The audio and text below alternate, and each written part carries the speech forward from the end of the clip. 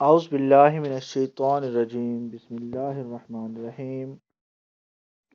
Welcome to my YouTube channel. دوستو، آج کا ہمارا ٹاپک ہے یورپ میں کالا جادو اور 3 عورتیں۔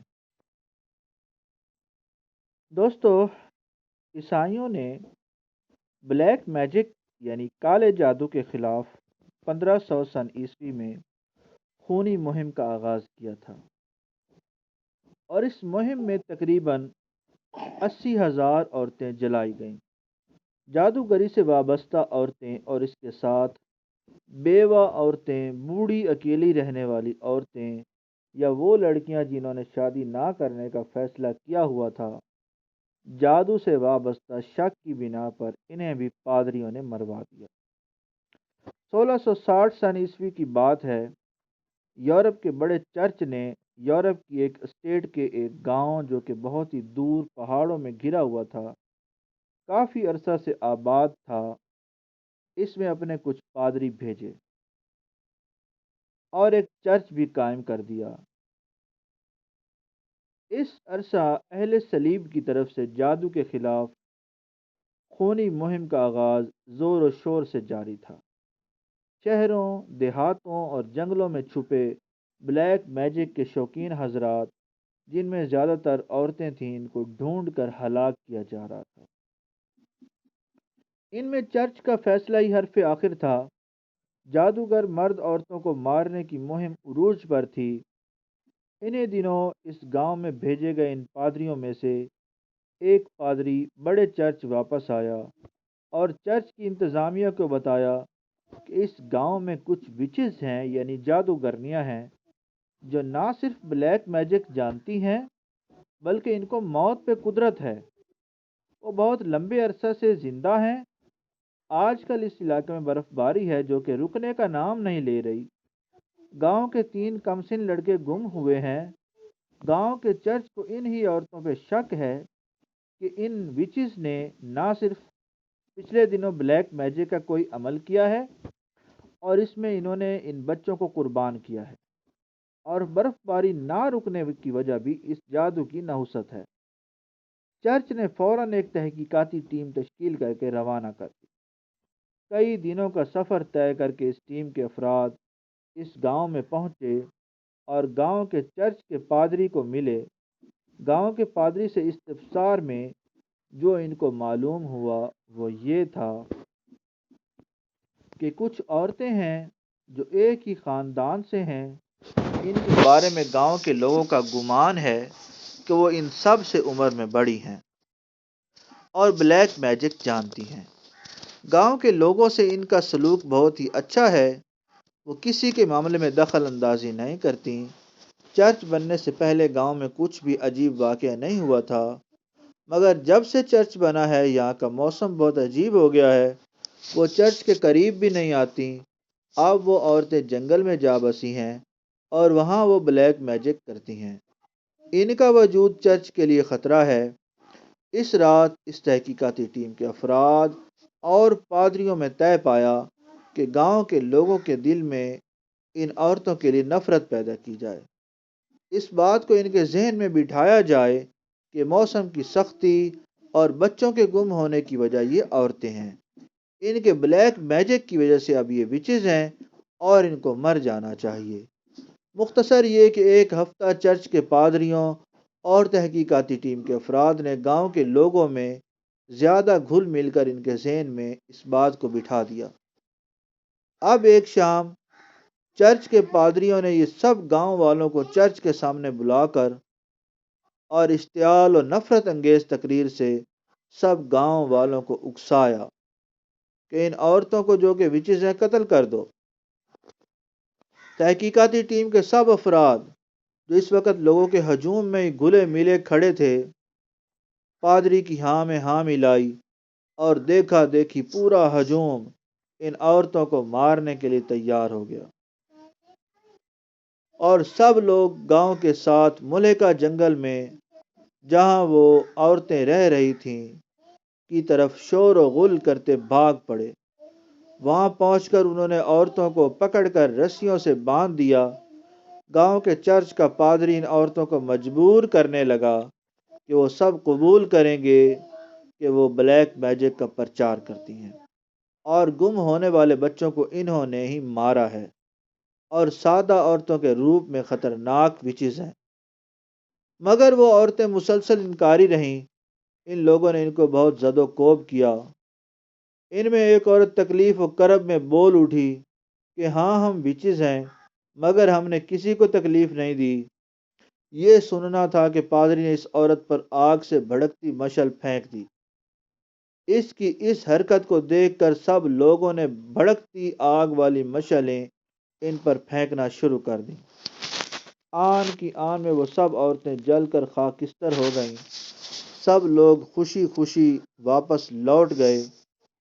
اگلے دن گاؤں کے سب لوگ حیرت زدہ رہ گئے کہ انہوں نے گمشدہ لڑکوں کو واپس آتے دیکھا۔ بقول ان لڑکوں کے وہ لکڑیاں جمع کرنے جنگل گئے، اور برف باری کی وجہ سے وہ راستہ بھٹک گئے اور بہت مشکل سے واپس آئے ہیں۔ گاؤں کے سب لوگ اب افسردہ تھے کہ ان سے بہت بڑا ظلم ہو گیا۔ ان لوگوں نے اس بات کو فراموش نہ ہونے دیا۔ آہستہ آہستہ یہ واقعہ پورے یورپ میں پھیل گیا۔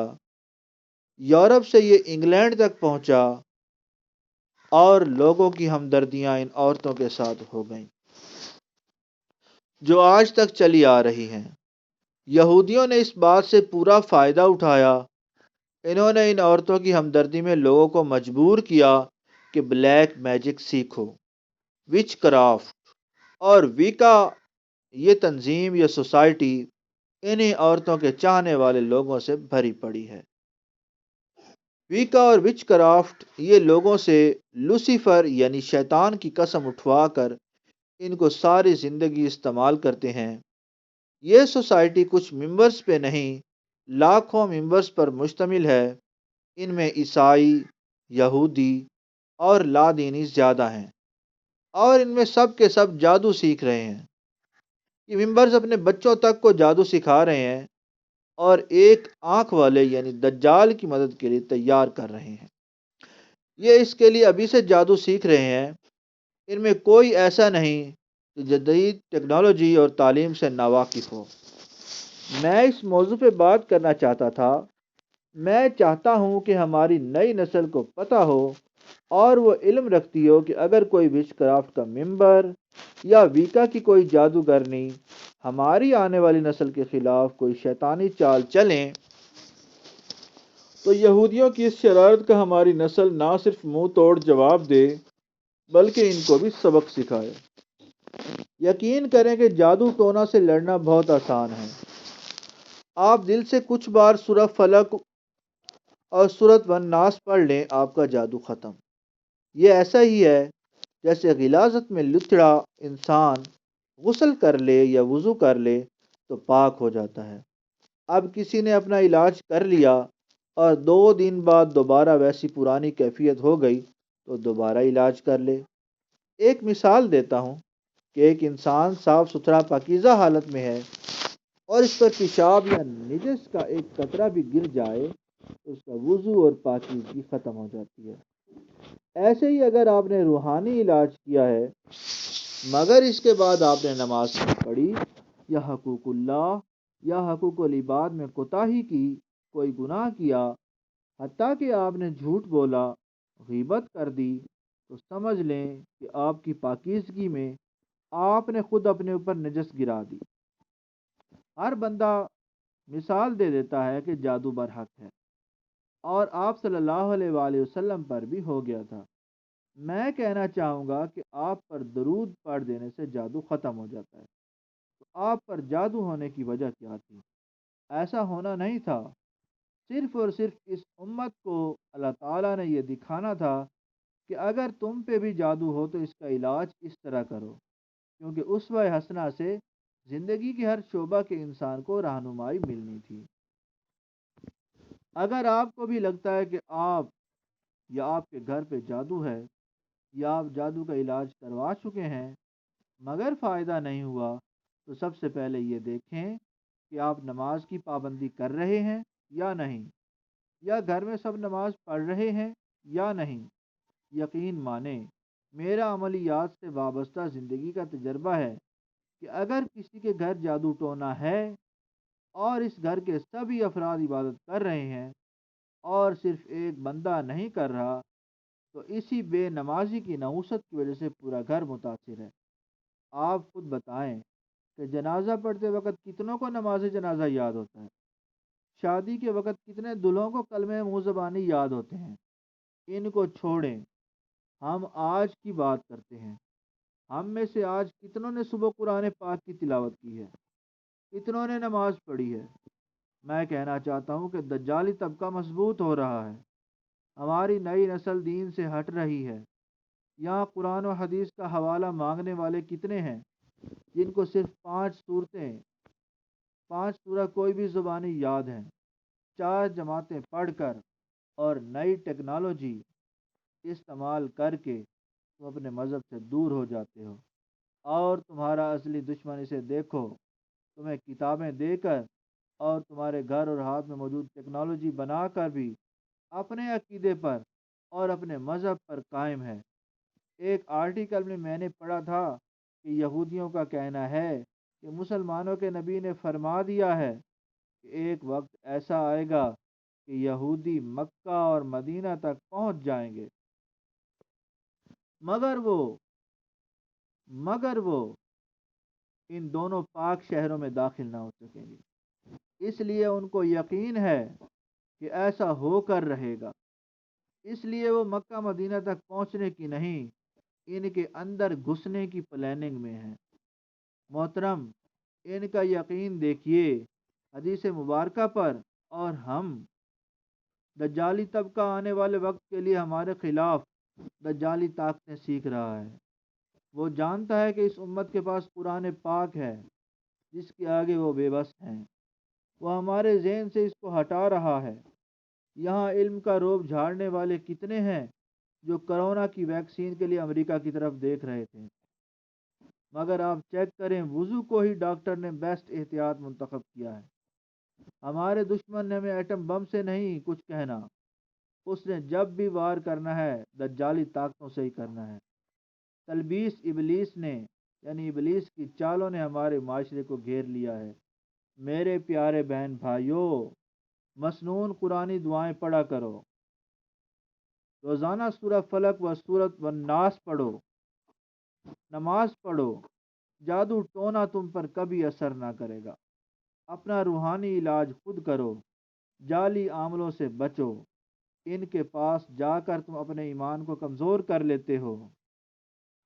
اپنے گھر کو مسلمان کا گھر بناؤ، اپنے بچوں کو سورتیں یاد کراؤ، نماز پڑھاؤ، اللہ سے اپنا رشتہ مضبوط کرو، اپنے گھر میں نیکیوں کی تلقین کرو، اہل خانہ کو پاس بٹھا کر سمجھایا کرو، دیکھنا کیسے پریشانیاں ختم ہوتی ہیں۔